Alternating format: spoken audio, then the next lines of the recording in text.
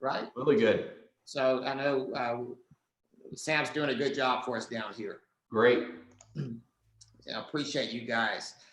All right, who else we got on? Okay, so I think 210 is going to come in a little bit later, but let me go ahead and go over what I had for today. And obviously, we've been talking a lot, about with Mike Ferry and about prospecting. And I just had a couple. I like to write down observations I have to help you with your business. And so I've come up with 7 points that 7 kind of takeaways I've taken away from all this talk we've had about prospecting and, Mike Ferry, you can bring a couple of takeaways. And I just want to go over some of the things that have stood out to me that may help you in your business. So take a couple of notes and see if you can apply this to your business. Okay.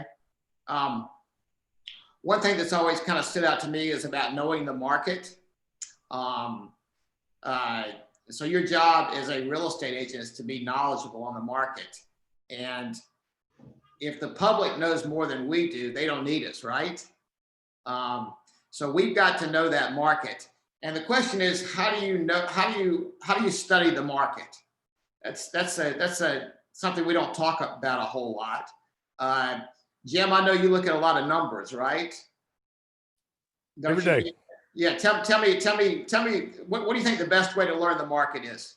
Well, the best way is boots on the ground. But with COVID-19 right now, I used to have a set standard, 5 homes a day to preview, where I'm boots on the ground, seeing things in different neighborhoods, Harris County, Columbus, whatever. So I'm varying prices and seeing homes that now might be good prospects for customers and stuff. But another way is to look at the daily sheet. When you sign into Navica, check those houses that were just put on the market. Check what came back on the market too. Don't eliminate those. Check the ones that kind of get an idea of what went under contract if you're monitoring something. So that gives you an idea there. But nothing beats, traveling, riding around and then actually boots on the ground. But with COVID-19 now, I mean, I just saw, I think last week, the first time somebody had agent open house on Friday, so I think agent open houses are possibly a thing of the past unless we're going to Zoom those or something, so it's going to be some changes here, but still nothing beats, getting out and touring the homes yourself. Touring the house. And let me ask you this, when you tour a home, what kind of questions do you ask yourself? So obviously you're asking yourself some questions about the house. Obviously you're asking, is it overpriced? Is it underpriced? Is it priced right? What are some questions? What are some things you're looking for, Jim, when you look at it? When I go to open houses, before the open house starts, I print a little list out by subdivision. Now, all the appraisers say use the closed properties within the subdivision as close as you can to the subject home. So I print that list out of the most recent homes, maybe within the last year that have sold. So I've got an idea in using that comparison form in Navica, the low price, the average price, the medium price, and the high price per the neighborhood. That's the challenge that way I learn myself. Then I go out and as I look at the house and the agent asks me to fill out a sheet or something, is it overpriced? Well, I can not say from my gut, I can say from figures, that here is the data right here. You're priced at $206 a square foot when the highest thing that's ever sold back here is $160, so I mean, you got some data that you can take with you then to do that. But so that's one of the things that I just do as a challenge to myself. Yeah. So in other words, what you've got to do is you've got to look at a subdivision, you've got to look at the sales, and then you've got to figure out what the median price is. And if you know the median, then you can figure out whether it's overpriced or underpriced. You can go on condition then, because as a contractor, first thing I do is I look at the outside. I look at the HVAC system. I look at the data plate on the HVAC system. How old is that? I try to guess how old the roof is, so that I've got those big cost items out of the way for my consumer, are figured into the plan. I mean, a lot of times we figure in a new roof and new HVAC but Yeah, at least we got those those are numbers done. major costs. Those are And then major just go costs. through the inside, see how the inside's done. I mean, is it Formica countertops, Yeah. 300,000 a home, or is it, so how's the inside done? Kitchens and bathrooms, that's what sell houses. So that's right. So you got to know the subdivision, know the median price. And once you get a median price, you can ask yourself, how's the condition? Is it good? Is it average, or is it poor? If it's good condition, you can go above the median of the subdivision. If it's poor, you can go below. If it's average, you're gonna be a median. But one of the techniques that I use is I just take a subdivision, and I learn that subdivision, and I use that subdivision as a base for other subdivisions. Like, for instance, if I take Brookstone subdivision, which I know is a pretty good subdivision, it's about 30 or 40 years old. If I can get a median price for Brookstone, let's just say Brookstone's $110 a square foot. I can take that 110 and I can look at another subdivision and say, is this below Brookstone or is this above Brookstone? So one technique I use is I just take one subdivision and understand it, and I can extract that to other subdivisions. Okay. So, but you've got to know the market. You've got to spend time in it. Like Jim said, the best thing to do is go. But if you cannot go, at least look at the daily listings. But you've got to know the market, be able to talk about it for your consumers. Okay, so that's number one. Number two, again, we talk a lot about prospecting. So you need to make a list of the people you want to work with, and then figure out the best way to approach them. Okay, and so in other words, you've got to find your style of prospecting. We talk about phone call, we talk about calling, we talk about Facebook, we talk about taking them to lunch, we talk about writing birthday cards. You got to find your style that works. What works for you is not always going to work for somebody else. So you've got to find your style of prospecting. Okay, but you've got to be regular at that, though. But so write down the people you want to work with. And figure out how to go after them. I think Bonita, you're there. How are you doing today, Bonita? I'm doing wonderful. How are you? So Bonita was in my office yesterday, and you called. Who were the people you called? You made about 5 calls in front of me. You got a couple appointments. Tell me how you picked. How did you choose those people? They're people you like or what? Well, I typically look into my database and I pick out the individuals who financially seem strong enough to build houses, because I'm privileged to some of their financial information. Yeah. So I'm not picking those who make $15,000, $20,000 a year. I'm trying to pick, the ones that I think have enough income to be able to purchase a home. So if y'all don't know, Bonita's a new agent with us, but Bonita's also got Apple Tax. So she does tax returns for people. So she has some idea of how they're doing, right? Whether they can buy a house or not. I have all the idea. That's a good idea. But we still got to take about Joe and Sam, because you don't know their credit scores, right, Bonita? But you know their income. That's half the battle. Half the battle. So when you're making that list, make sure you put down people who can afford a home. So you have some idea. I think we have some idea whether they can. Right, depending on their job, but make a list and figure out how you're going to approach it. Okay. The other thing I believe in setting long-term goals.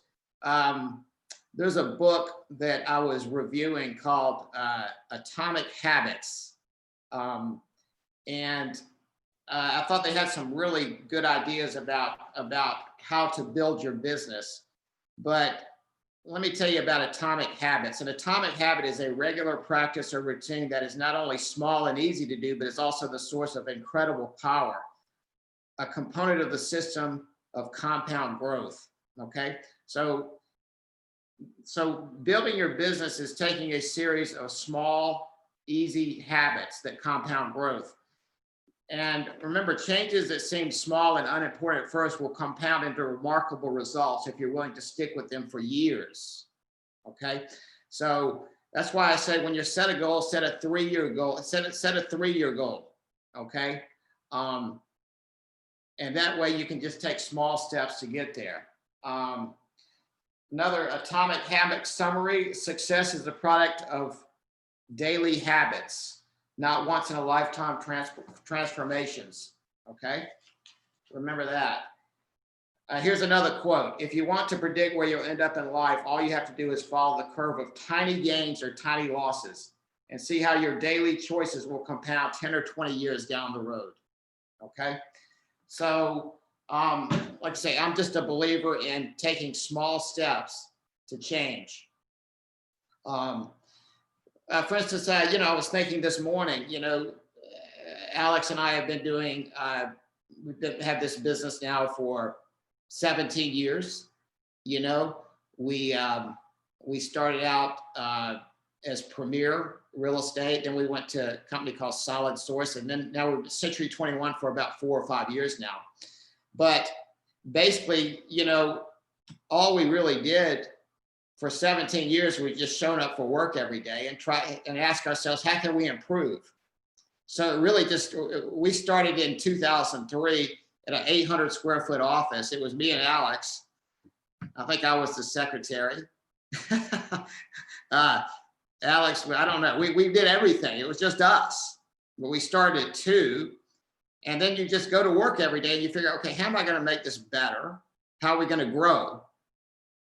And then 17 years later, we're like, and I think we're in this would be our 4th building here. And now we have over 100 agents. But what did we do? Well, we just showed up every day to work, trying to get better.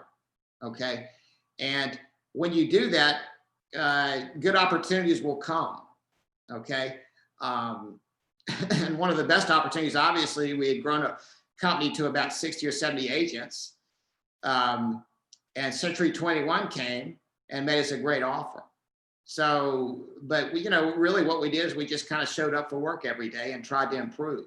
So that's an example of just daily, and we did small things to get to where we are. But 17 years later, you go from no agents to over 100 agents. Just an example of changing daily. Okay. So again, show up to work every day. All right. And try to work on your business and improve your business. And the improvements have to be, they're just small. They don't have to be big improvements, but just small daily improvements. One of the big things we talk about too is the morning routine. Okay. You want to have a morning routine where you get started. The problem is if you wait till 12 or 1 o'clock to get started, but before you know it, the day's over. So one thing we have to do in real estate or mortgage is we have to be very disciplined, like a regular job. And one of the best things to do is start your day every day at the same time and have your morning routine. And you'll find you'll be a lot more productive that way. I thought Anthony, I thought you did a good job with Jackie and was it Delois last week? Yes. And I thought there was some pretty good information there. I wanted to reiterate. One thing Jackie talked about was service. Anthony, about, hey, you've just got to service your clients. Can you talk a little bit about what you picked up from what Jackie and Delois said the other day, Anthony? So when they talked about providing a service for your clients, one of the things that Jackie talked about is that just being there for them, for those special moments in their lives. She said that she would make sure that she sent out birthday cards or anniversary cards, things like that, visiting clients. So it was things like that she made it very, very personal for her clients. And in just doing that and taking time out to just stay connected with her clients, she's had multiple sales from either the same person or family members. So one of the things that I want us to look at is the fact, Shep, that we are licensed individuals and we have to look at ourselves like that. Some of us have family doctors. Everybody goes to the family doctor. Some people have their attorney. So we want to be the family realtor. So we have to look at ourselves just like that. And that's in order to do that, you have to be service minding. What can I do to help you get to where you want to be or reach your goals? So I think that that was the biggest thing that I heard from Delois and Jackie, was just being a service and being an asset to our clients. Yeah, being a real estate resource, right? Absolutely. Right. And so, you know, so when they ask you a question, be able to answer it. If you can't answer it, say, hey, let me call Anthony or Shep or Alex or somebody, and let me get back to you. But be their resource and answer their questions. And that's the key. The service is the key. And Jackie was talking about that. And if you provide good service, if you'll focus on providing good service, not only will that client come back to you in the 5, 6, 7 years they buy a house. Remember, people buy a house every 5, 6, or 7 years. Not only will they come back to you, but they will refer their friends to you if you really do a good job, right? Because you're not going to refer your friends to someone who's not going to do a good job. So if you're concentrating on doing a good job, you're going to get that repeat business and those referrals. Okay, so that's kind of what I thought Jackie really brought home pretty good. And you know, and I asked her assistant Brooke one day what, you know, I think she said Jackie's got like 20 under contract right now. What made her so good is, and Jackie said, I mean, Brooke said it was a service, right? It's answering clients immediately, answering their questions. And it's just the service through the sale. And I remember one thing, Jackie, I think she mentioned Anthony the other day. She said she never looks at the commission, right? She's not focused on that. She's focused on how can I serve this client to make it a good experience. Right. And the other thing is, and I can agree with her, like she mentioned that she treats the customer that's buying a $20,000 property, yes, same as they were buying a $200,000 or $300,000 property. It's the same level of service. Exactly. And that goes a long way. Exactly. And if you'll do that, not pay attention so much to the commission you're making, you're gonna establish lifelong clients, right? Who are gonna come back again and again and again and refer you. So I thought that service is important. That's one thing I picked up. Again, and again, what those agents do is they show up for work every day and they try to improve. Okay, so we talked about that. And again, always when you show up for work every day, always be looking for opportunity. Look for opportunity and then follow up. Okay. Trying to think of one example in my, you know, before I became a broker, I used to sell, you know, I did 3 years of residential real estate. And then I did 3 years of commercial real estate. And I was thinking about one deal I did one time. In commercial, it's a little bit different than residential, but I remember they built that Walmart over there in Phoenix City. You remember on 280? They got their Walmart, Super Walmart for Columbus did. I said, this is not right. This is not right. So I called the guy that sold him the land. His name was Mike Bowden. Mike Bowden sold the land on 280 to Super Walmart, probably 20, 25 years ago. And I said, Mike, who was that developer who did that Walmart? I'd like to call him. Well, he said, well, there's a guy named Jerry O'Brien. He's down in Mobile. He's down in Mobile, Alabama. I said, okay, Mike, can you give me his phone number? So I just called Jerry O'Brien down in Mobile. And I said, you know, Jerry, you know, you need to put one of those things in Columbus. And he said, well, you know, I've been thinking about it. He said, I'll be coming to town in the next couple of months. He said, I did finally get Georgia. And I said, all right, well, we're going to show you I'll show you a couple of sites. So he called me a couple months later, and we, sure enough, I sold him a Walmart. Actually, it was not a super Walmart. It was one of those neighborhood centers. I think we did the one on Blackman Road there, but I sold him the land. But that's just an example of looking for opportunity and following up. So always be doing that every day. Okay. So same with residential. So anyway, those are kind of the 7 points that I've been taking from what we've been doing the past couple of weeks.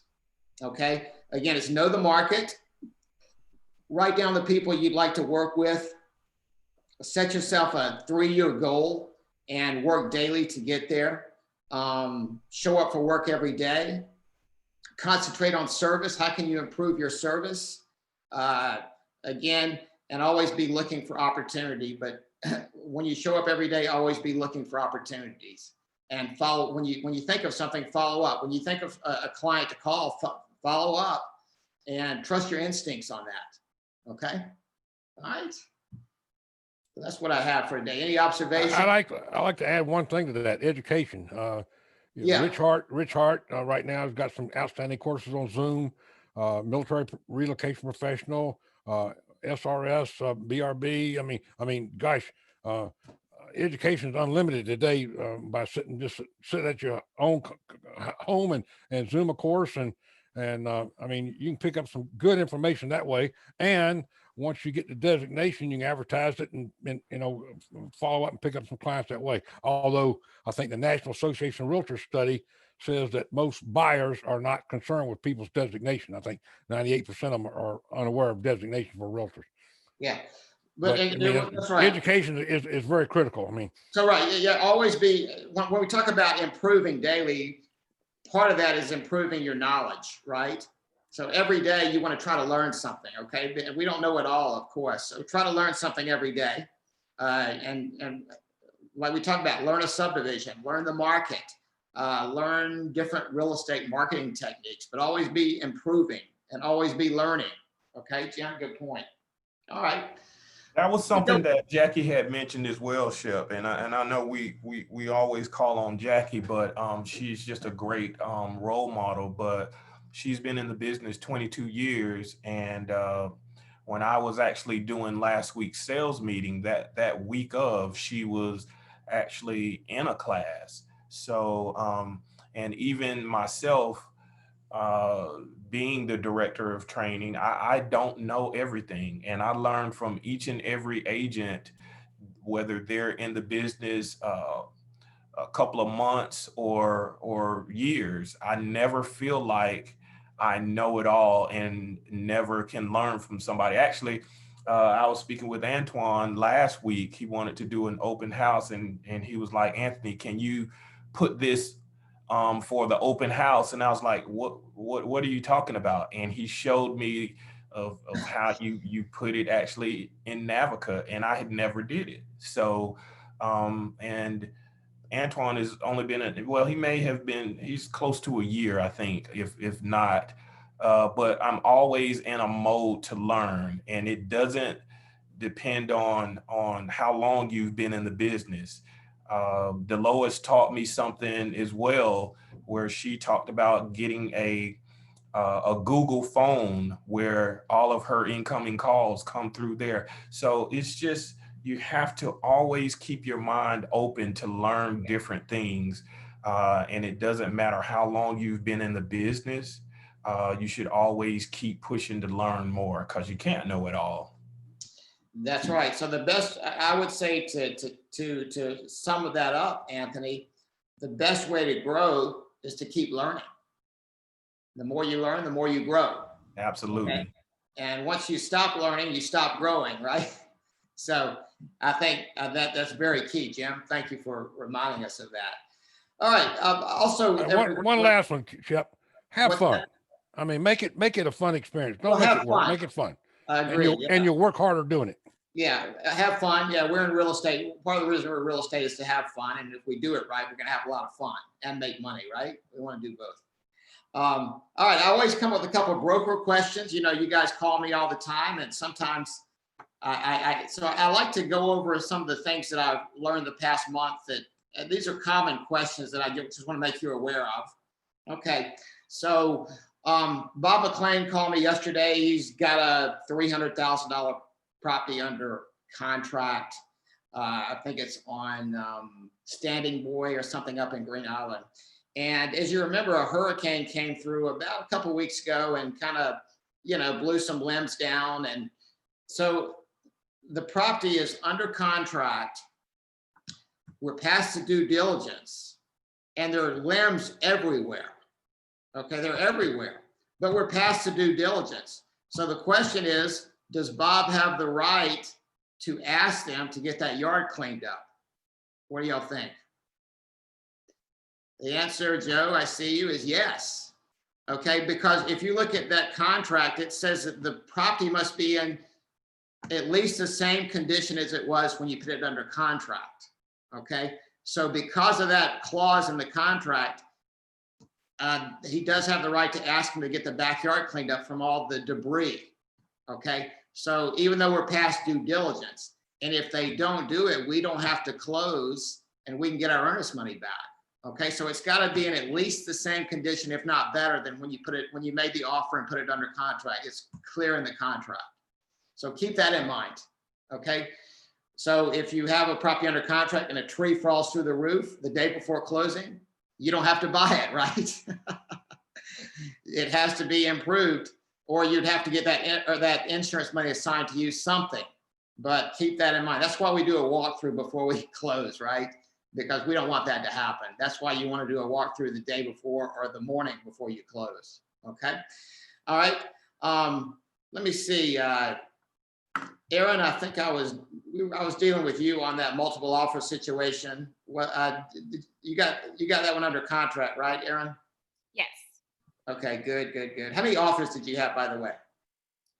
There were 2 offers, and then there's a third one coming in, but we were already under contract. Already under contract. Okay.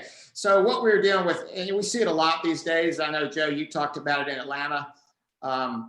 You know, we see a lot of multiple offers, which is great for the seller.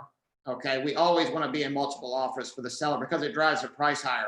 But what we have to be careful about is that we don't bind that contract too soon. Now, let me give you an example, and this has happened before. For instance, let's just say someone makes an offer and we have until, let's just say we have until tomorrow at 5 o'clock to answer. Okay. So let's just say, if we counter that off, let's say we counter that offer and what happens if we counter that offer and another offer comes in? What we've got to do is we've got to let that other agent know immediately that another offer has come in. We're a multiple offer, because if they sign that contract, if before we send the email out, it's binding and we don't have a chance to get into multiple offer. So as soon as you get that other contract in and you countered, let them know by email so it's time stamped. And that way, because if they bind it at 4:44 p.m. and I send out an email at 4:45 that we have multiple offers, it's too late. Okay, so you've got to really keep those times in mind because they can bind that contract. Okay, so keep that in mind. All right, let's see. Another one I had was Jennifer Murphy had a nice $350,000 house. Anthony, Jennifer always gives us she always gives us interesting questions, doesn't she? She sure does. So Jennifer, she had this client and he had this house for $350,000, and her client said, what was it, Anthony? I want to know whether they're qualified, right? Right. And what was the answer we gave her? Do you have the right? The question is, do you have the right to ask the buyer if they're pre-qualified before they look at the house? What do y'all think on that? What do you think? What do you think, Jim? I can't hear you, Jim. I got to get unmuted. Do you have the right to ask the buyer to pre-qualify before they look at the house? Yes. Is that the question? Yes. I ask all of my buyers to pre-qualify. If I'm on the other side. I mean, but this was with another agent, Jim. Yeah. I mean, there's nothing wrong with, to me, asking, is the buyer pre-qualified if I'm accepting the offer from them, not a contract, but an offer. If I'm accepting the offer. But this is before they made an offer. This is before okay. So I mean, do you have the right to ask the other agent to provide a pre-qual letter before they even look at it? I don't think you can enforce it. No. Okay, Anthony, what did we decide on that? So we decided that the seller has a right to ask Yeah. for a pre-qualification letter Before they look at it. Yeah, because you think about it, usually we see this in $1 million homes, and that's where if you look at any $1 million home that's on the market, 1.3 million or whatever, a lot of the times it actually says that prior to showing, please send the agent a proof of their that they're pre-approved. I Right. remember when a couple of years back when Bill Hurd had his house on the market, I mean, you had to be accompanied by an agent. You had to show proof that you were pre-qualified, all of those things before you actually even viewed the property. So you do have the right as the seller if you want to request that. Yes, you do. Absolutely. You have the right. Now, here's what I would suggest to avoid any problems. The other agent got really mad, right, Anthony? But what we need to do is put it within the listing. It needs to say, hey, buyer needs to provide a pre-qualification letter before they look at the house. Absolutely. And then the agent won't get so upset. We just need to disclose that up front. Okay. Right. But it is legal. It is Absolutely. legal.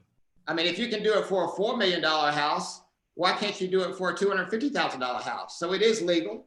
Okay. Right. I don't see it too often, but it is legal. Okay. But make sure you disclose that within the listing. So the buyer's agent doesn't get surprised by that and upset. Right. Okay. All right. Hey, what about the one Jennifer had about mineral rights? Mineral rights. Okay. Did we ever get a conclusion on that one? Jennifer Murphy, I mean, I've been in 23 years. I haven't seen this one, but Jennifer had a commercial property under contract.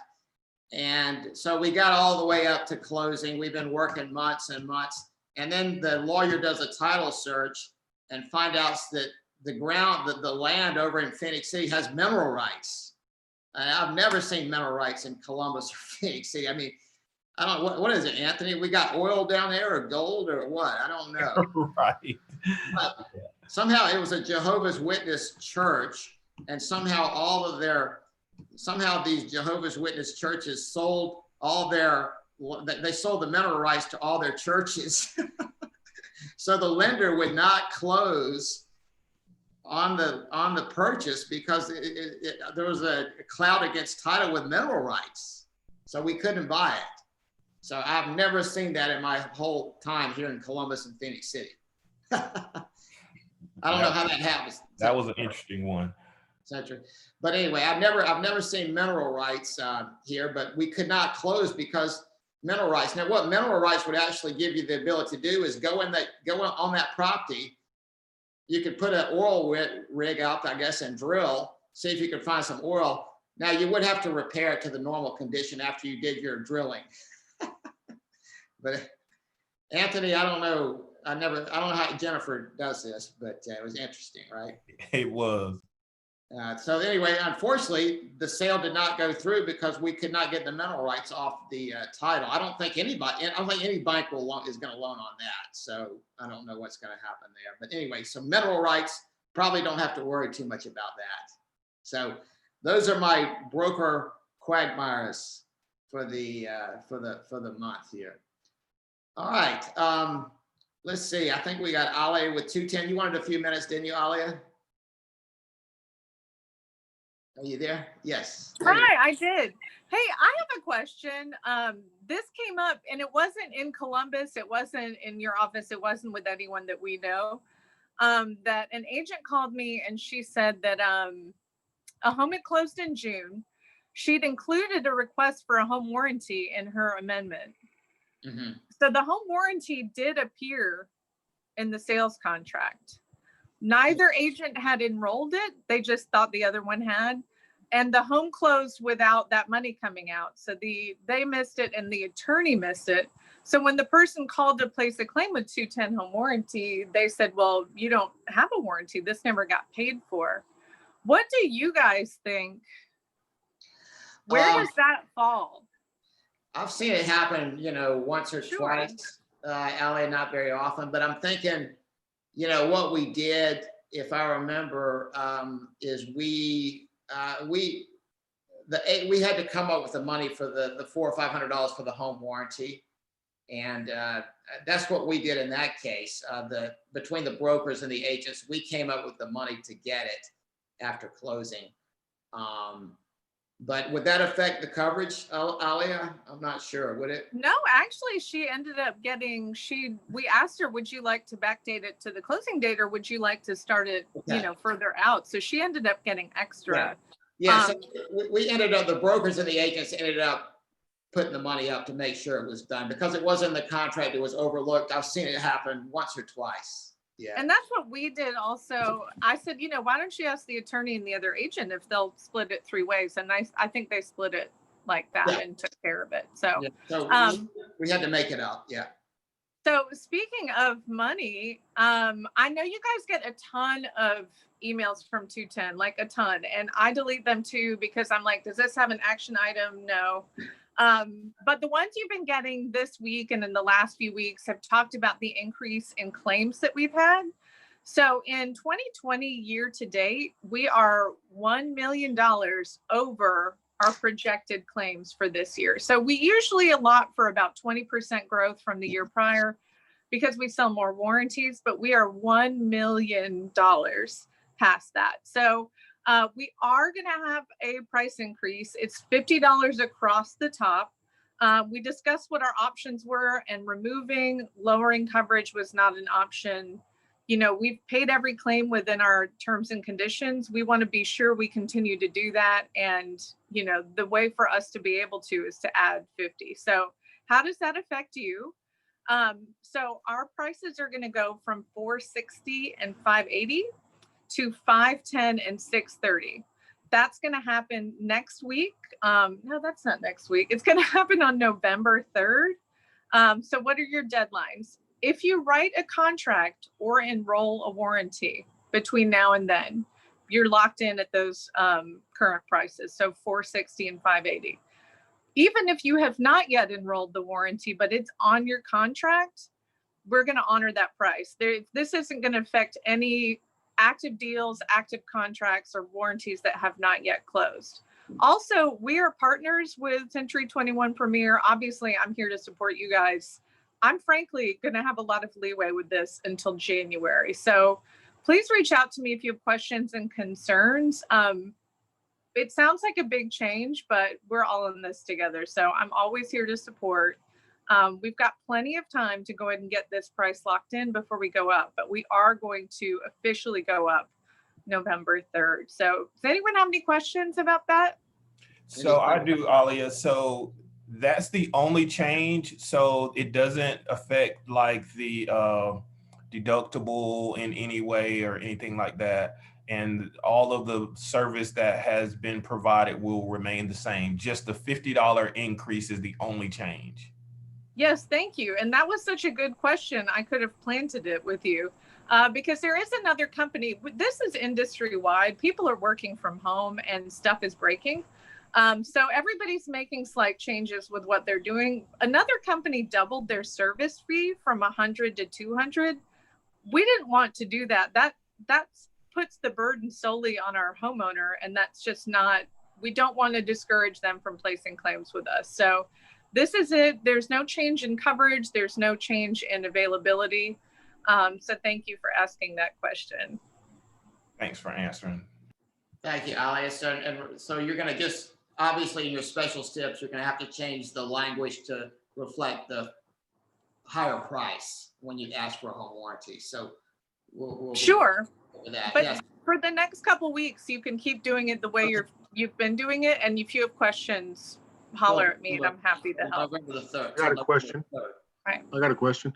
Alia, how soon will we have hard copy or electronic copy of the new prices and brochures? That's a good question. I'm going to send you the electronic copies today.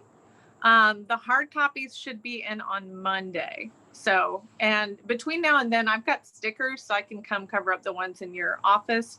But the main thing is that the coverage is exactly the same as it was. So if that's something you're putting in the hand of your homeowners or that they have in their hands, there's nothing less in the coverage areas. So they're not going to say, oh, well, it said this was covered and it's not. So I hope that that makes a little bit more sense. But yes, you'll get digital copies from me today.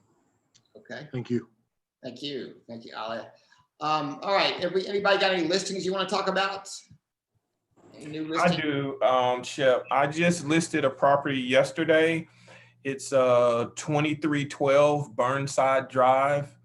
It's in Forest Park subdivision. It is a 4-bedroom, 2.5 bath. It has a in-ground pool in the back, also with a pool house in the back. Ceramic tile flooring and wood flooring throughout, new oven in the kitchen, completely fenced in, nice house. And I was able to get the owner to agree to 115,000.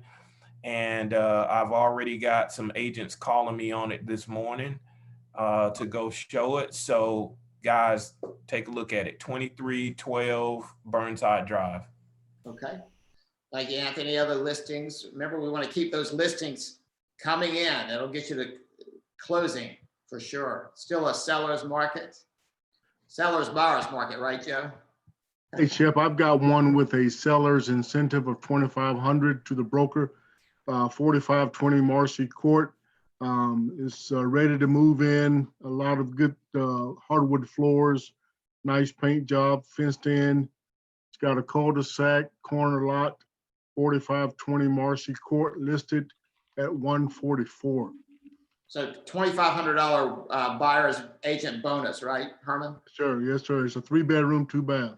Okay, all right, that's good. I got a price reduction, Shep. Who's that? Daniel, I have a price Hey, Daniel. reduction. Okay, Yeah. what you got? I got a price reduction on Jenkins Road out in Eupatory. It is a 3-2, and it has a pool in the backyard, real nice level lot. I reduced it by $10,000 this morning to $189,900. Is it one level or two? It is 2 levels. 2 level, yeah, okay. But Nita, I remember you told me you're looking for a 1 level. Daniel, can you make that a 1 level? I'm doing my best, man, but it ain't working out for me. I've tried. All If right. anybody gets a 1 level out in Midland, Eupatory, anywhere out in that area, please let me know. Yeah. I got a guy with one right now. I'm trying to talk him into selling it in Ivy I know. Park, but I'll let you know. All right, so yeah, Benita called Daniel. He's working on a listing that might work for you. All right, Danny. All right, anybody else? Keep those listings coming in, y'all. Okay. All right, y'all, think that's it for the day. Appreciate Hey, it. Shep. Yeah, Joe, go ahead. Hey, I know Sam already talked, but I just wanted to talk to you guys. I know no one in this office would do it, but one thing we have seen, mortgage fraud is on the rise, and there have been agents involved in helping buyers manipulate and modify documents to provide to the lender. And I'm just going to let everyone know. So mortgage fraud does get elevated to the FBI. If you're involved and you aided that borrower in attempting to commit mortgage fraud, you could be prosecuted by the FBI. At a minimum, you're probably going to wind up losing your real estate license and being barred for life. Additionally, the maximum penalties is a $1 million fine and 30 years imprisonment. So just be cautious. I know no one here is that dumb, but I've seen real estate agents. I personally know real estate agents that have gotten desperate enough that they've assisted borrowers in creating fake W-2s and pay stubs. And they are now under investigation and will, at a minimum, wind up being banned from real estate for life. So just protect yourself. Don't get involved in that. Don't help, don't aid, don't assist. If the buyer does it and you're not involved, you're going to be okay. You'll talk to the special agent, you'll fill out your statements, and you'll be good to go. But yeah, just don't get involved in that. But it has been increasing. It's probably 2 to 3 times higher than it was prior to the pandemic. So we're seeing rapid increases in mortgage fraud because of the shortage of housing, because of price increases, and because of the ultra low interest rates. It's influencing a lot of people that may or may not be ready to buy to try to get into the market. So just watch yourself. Good point. Good point. Okay. Anybody else before we leave? Okay. All right, appreciate everybody coming today. I hope y'all have a good day, good weekend.